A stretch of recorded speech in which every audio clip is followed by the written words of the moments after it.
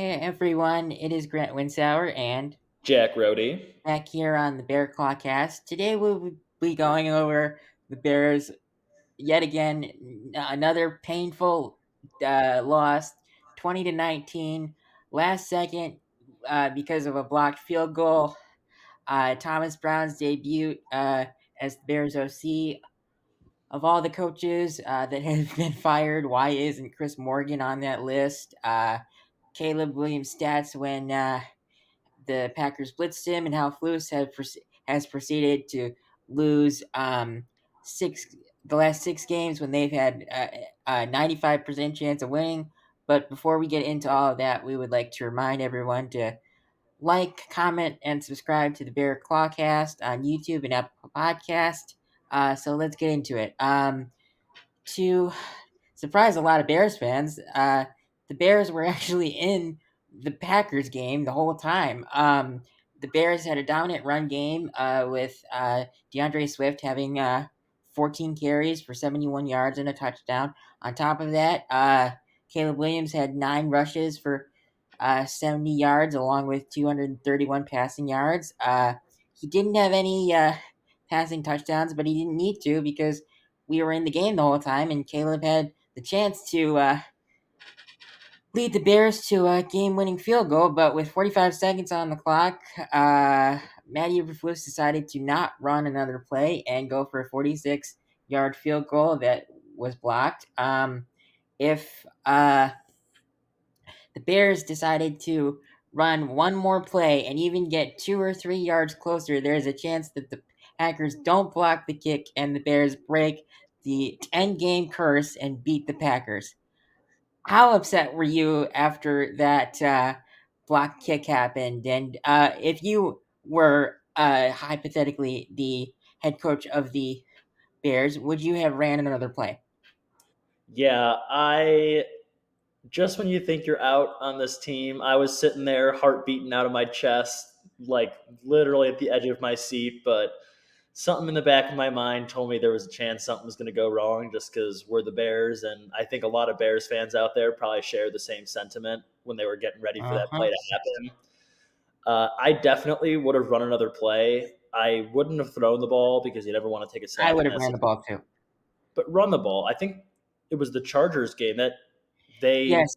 the exact same Yes. scenario and ran the ball one more time and got a touchdown out of it, and then it takes the whole mess of a field goal out of the picture. And as well, I saw a stat. I believe it was on maybe CBS Sports or ESPN on Instagram. Uh, Cairo Santos is 100% inside of 40 yards, and he's Hmm. like 70% from 45 out. Like just those extra couple yards, and he prefers kicking from the right hash, and we had it set up with the left hash. It's just a bunch of things that it's you know how it is. I mean, after a couple of years of Eberflus, these are just the kind of little things that we've come to expect at the end of games. That even when we play well Yes. enough to win, we just kind of toss the game away. Yep. Hmm. And it's not our fault. It's oh my god. Um, but I mean, to break that 10-game curse would have just been awesome. I I mean, know. I mean, And now our last game with them this year will have to go into Lambeau, which will be exponentially harder to win than us being at home. So and who knows if any of the starters will be playing? Because in my personal opinion, I think that the only way that it would feel like a Bears win is if we actually beat their starting team and not beat their backup team. for sure. That's my take on it. I would rather beat Jordan Love and the three number two receivers he has on offense than beat the backup and uh, beat all of the backups to the No, Packers. I for sure. Next, Thomas Brown made his debut as the Bears play caller, and for his first game, he called a great game. He was getting the ball out of Williams' hands very fast. When Waldron was calling plays, I think it was like 2.9 seconds, and with Thomas Brown, I think it was like 2.1 seconds, something like that. And he kept them in the game the whole time. If we had Shane Waldron still calling plays, uh, I don't think the Bears would have been in that game at all, and and I don't even think they would have scored 19 points.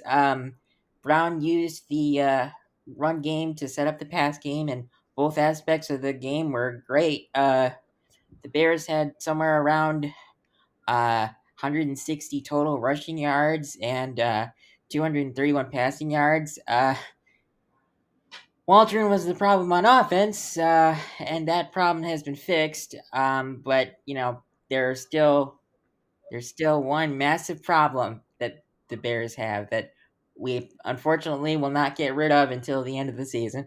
Um, but what's your take on how the first game went for Thomas Brown as play caller? Yeah, I mean, I loved how the offense looked compared to weeks prior. Obviously, I think all Bears fans did, but I texted you right away at the start of the game. We were getting the ball into DJ's hands and Rome's hands on screen plays instead of Keenan, and allowing Keenan to do what he does well instead of trying to have him be a yak screen guy who's getting all Mhm. these yards. It's not who he is. I also appreciated the fact that they didn't force Caleb to just be a complete pocket passer, and there was like some of those runs he had were designed runs, or at least RPOs, where Caleb had the option to keep it. It wasn't just him scrambling because the offensive line broke down. So I like the fact that Thomas Brown made Caleb's running ability a little bit more of an emphasis this week, because I think that just makes everything going on around him easier when the defense has to take that threat into account. And then, I mean, lastly, I just think it was nice to finally see DJ and Caleb seemingly on at least a little bit better of a page and getting off to a hot start and continuing on through the rest of the game.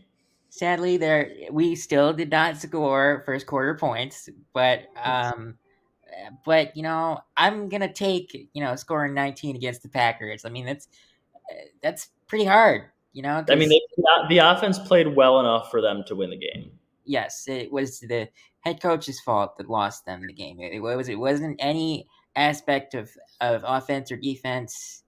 I mean, I mean, if anything, it might have been a special teams problem because you could have tried to block better. But here's a question for you. So we have reiterated that there is going to be a new head coach in the off season for this Bears team. Hypothetically, let me just ask you the question: if we hire a new head coach, but let's say the offense, looks very in sync and uh, uh, very productive under Thomas Brown. Do you think there's a possibility that the head coach could maybe convince Thomas Brown to stay on as offensive coordinator? Oh yeah, for sure. I think that if whoever we were to bring in wanted him on his staff, I think that's definitely something Thomas Brown would listen to. But I also think that if we go in the direction of someone of the Ben Johnson ilk who is that offensive mind and he has guys on his staff that he wants to bring in, I don't think we should dictate to whoever we bring in that Thomas Brown has to remain on the staff. Yes, that I agree with what you're saying. I think if we went to um towards a prominent offensive play caller like Ben Johnson, Cliff Kingsbury, or Bobby Slowick, for example, I wouldn't imagine Thomas Brown staying on the staff, but that's just something that I thought would be entertained if the offense is clicking the rest of the year. For sure. So now let's get into the bigger problem. And that is Matt Eberflus, to no one's surprise. The last 6 games, Matt Eberflus has had a 95% chance of winning, and then proceeds to call a bad defense to give up a winning score, or won't run one more play to get closer in field goal range. Look at the Chargers versus Bengals game, which Jack reiterated a couple minutes ago. They were tied with less than a minute left, and Harbaugh decided to run one more play, and guess what? It resulted in a touchdown, and it didn't matter if the Bengals the Bengals needed a touchdown and a 2-point conversion to win, and they lost.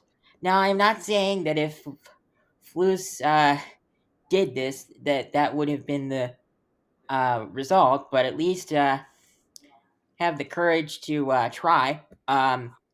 It baffles us that Flus has not been fired yet, but we will uh, have a new coach at the beginning of the offseason. The question is, who is it? Because personally, I've heard some things that Ben Johnson doesn't want to come to a dysfunctional or dysfunctional organization and I mean at this point Ben Johnson might seem like a pipe dream. But what's your thoughts on that? Yeah, I mean, I hate that we have to talk about Eberflus every week. Like, I wish he was just gone and we could move on and focus on at least trying to talk about some positive things. But one, the fact that we didn't fire Flus and even bring in Jim Harbaugh for an interview is crazy. I mean, look at what Jim Mhm. Harbaugh's done with the Chargers this year. They've already won two more games than they did last year after losing Keenan Allen and Mike Williams and pretty much having the same exact roster outside of a couple of their draft picks. But I hope that the way the offense played this game against the Packers continues for the rest of the year because I think that as good as Caleb Williams can look, the more desirable Chicago becomes as an option for any head coach out there Yeah, looking that's a for a very job. good statement. That's a very good statement. I think I can completely agree with you on that. Yeah. So Um, just please, like, I hope the negative headlines eventually, like, kind of die down a little bit and Caleb starts playing well and that becomes what people's focus is, even if the Bears aren't winning a ton of games. I have to say though, this next week's game against the Vikings is going to be probably one of the toughest ones because Brian Flores and his defense is a huge pre snap and post snap defense uh you know uh adjustment thing and I mean I will admit Caleb Williams is for a rookie is very good at recognizing when to adjust the protection and all that stuff, but Brian Flores and that defense is just lethal. I mean, it's crazy. I mean, I mean, let's just hope this offensive line can hold up. I mean, because if there's a, I mean, I don't want to say it, but if there's any week that could possibly get Caleb injured, it's probably against the Vikings because they blitz so much. Yeah, and I mean, even though Caleb's I advanced, pray that doesn't. I'm praying that doesn't happen. But yeah, I'm stating the obvious because they blitz so much. They're coming after the quarterback. So, for sure. um, but I mean, it's gonna be a hard one. Um, For sure. so the next topic is. So we all know that Matt Eberflus is on the hot seat and probably on the chopping block. But the question is, will Ryan Poles join him? Um, Ry Has Ryan Poles have had some, questionable moves during his time as GM? Absolutely. The moves that come to mind are the Nate Davis signing, the Chase Claypool trade, and the Bayless Jones drafting. Uh, with that being said, he has had some great moves as well. I would say all of his draft class from, 2024 are hits except, Kyron Amagaji because he we haven't seen him play enough yet, but the rest are hits in my opinion. He traded for DJ Moore, which also resulted in the ability to draft Caleb Williams, and also traded for Montez Sweat. He has signed guys like TJ Edwards, Tremaine Edmonds, and DeAndre Swift. Um, I think the good outweighs the bad, and Poles deserves one more shot at hiring a head coach. But the thing is, he has to get it right. The previous GM, Ryan Poles, got two chances, and he screwed the pooch on both. What's your take on that, Jack? And do you think Poles deserves another shot? Yeah, I mean, I think if you gave pace to, you got to give pulls to. And you are right. Like, no GM is perfect. There's always going to be good moves and bad moves that they've made in their tenure. I just think that for him to deserve another chance, he's just got to cut ties with Eberflus, and he's got to make it clear that Absolutely. like I know he stood behind him and they wanted continuity and they wanted the franchise to move in the right direction, but currently it isn't. So I think if he can't move on past that and he tries to say that he wants to bring Eberflus back, no matter how this season finishes, then I think that ownership and President Kevin Warren need to potentially look elsewhere for another general manager. I completely agree. I mean, you know, uh, I mean, the thing that surprises me the most, probably about Ryan Poles, is the fact that you wanted to, you were a previous O lineman when you were in before you became an executive in the NFL, and you come to the Bears, and they have no offensive line whatsoever, and yet that's like the one position group you have lacked to um, steadily improve. And with you being a former offensive lineman yourself, I kind of think that's a little surprising. I mean, what are your thoughts on that? Yeah, I mean, it's pretty clear that the trenches on both sides of the ball are probably the weakest spot for the Bears, both offensive and defensive line. The defensive line has definitely played better this year, not necessarily in stopping the run, but in getting pressure on the quarterback. They're vastly improved from how they were at the start of last year and pretty much carried over the success they had once Montez Sweat came over at the end of it.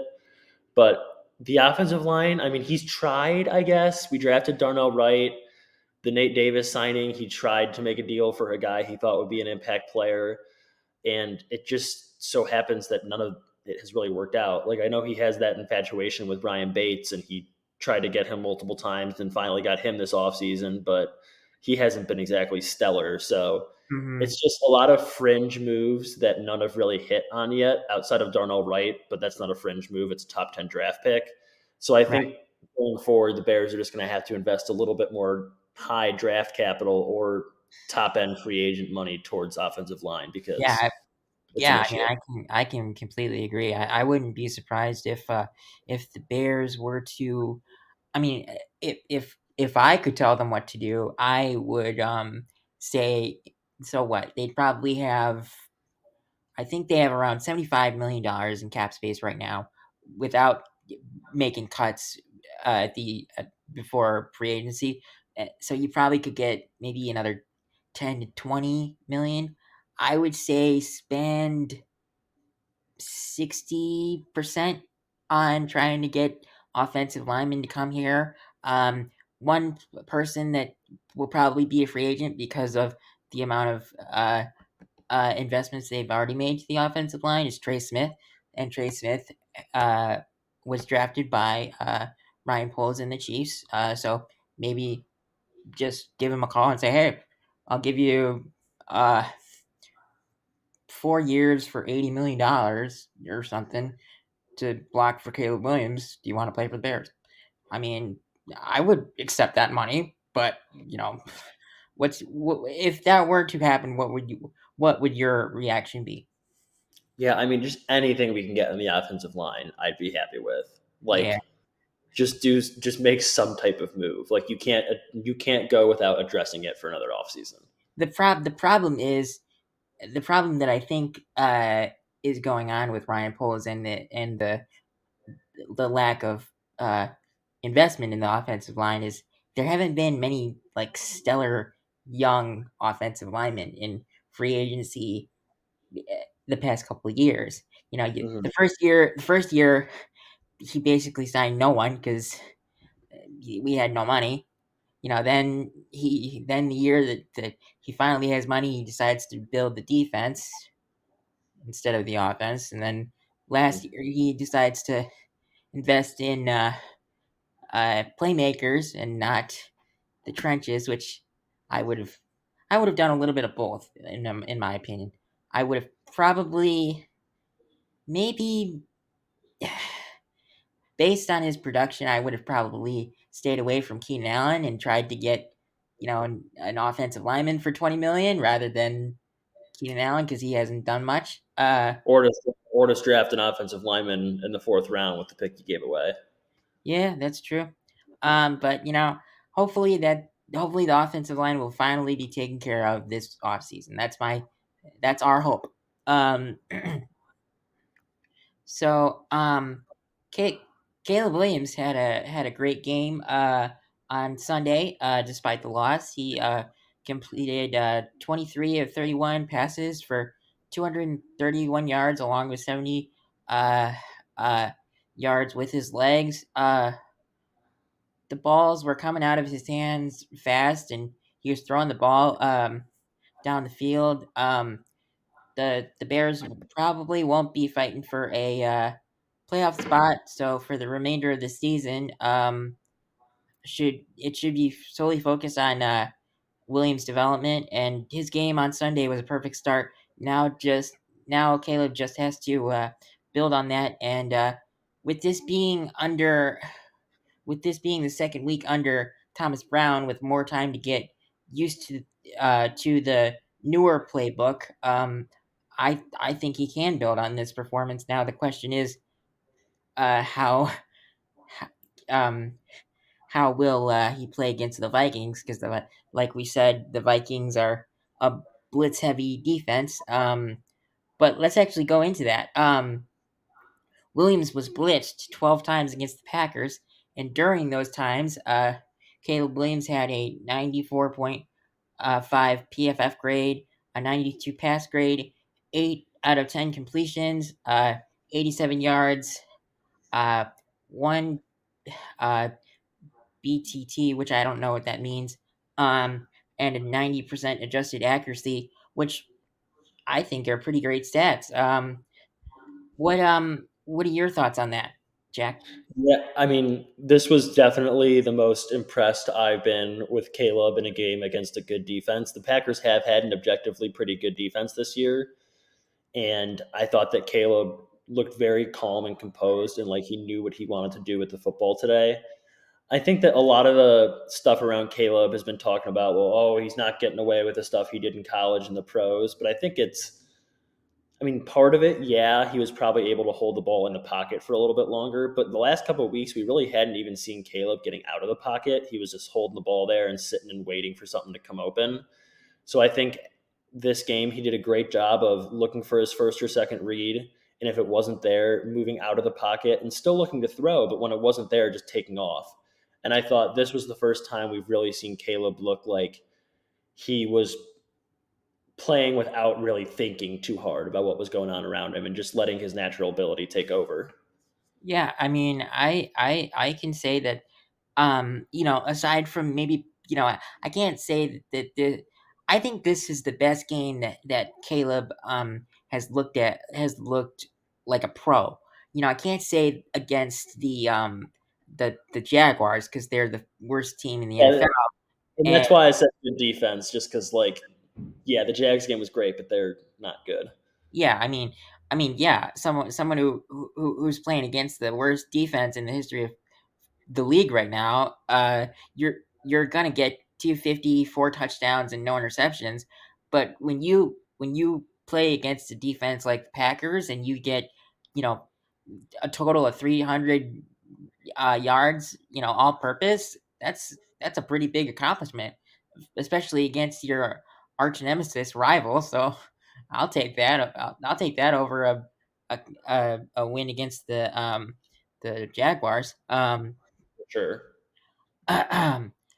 So, before we get into the next topic, we would like to remind everyone to like, comment, and subscribe to the Bear Clawcast on YouTube and Apple Podcast. So the next one we kind of reiterated a little bit, but I just want to go into it. I saw a tweet on Sunday after the Bears game that, based on the Thomas Brown's first game as OC, he might be a good in-house option as next head coach. I find this intriguing because, although he called a great game, there's still 7 games left. I don't think it's a bad option, but if Brown is head coach, there are two things that we need to look at. The first thing is, um, will he be on the sideline rather than in the booth? So if he continued to call plays, will it be successful with it being from the sideline rather than the booth? Because we have talked about how when he's up in the booth, he can see everything from a different point of view, and can try to figure out what plays would be best run against the defense the next play. Um, the second thing is if he's hired as head coach and hands over play calling, who will he hire to be the play caller, and who would he hire to round out his staff, or would he just keep everyone on the current staff?